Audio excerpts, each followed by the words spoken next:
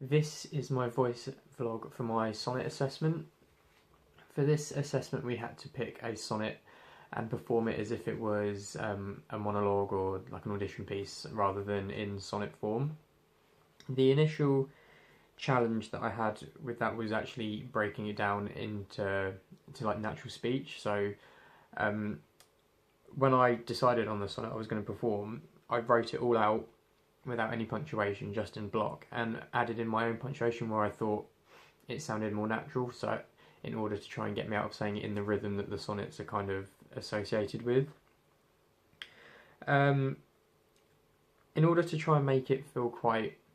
believable, I tried to pick a sonnet that I actually understood through just reading it, in order to be able to get a better understanding of it.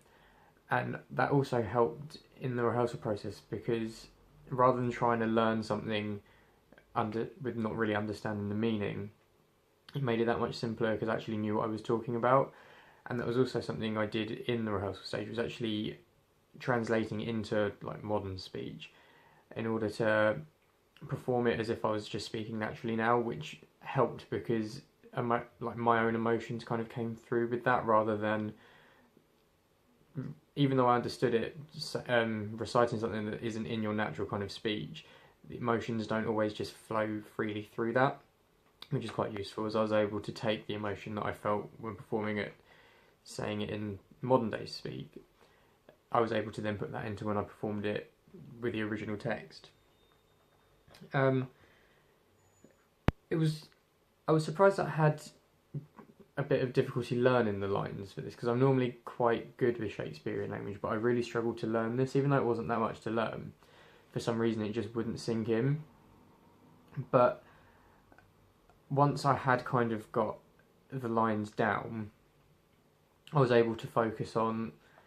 figuring out where the emphasis that I wanted to kind of add to the performance with my voice would be. We performed it a couple of times in class, and having learned all about the voice qualities previous to this, which was actually really useful, because I was able to then think this kind of voice quality would be beneficial here, this one would be more beneficial here, and I was able to try and plan through the text, thinking how I was going to be saying each part of it. After the feedback we had in rehearsals, I was told that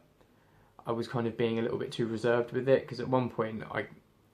it felt natural to kind of start belting the lines, as to go like really full out, because it was quite an angry piece. And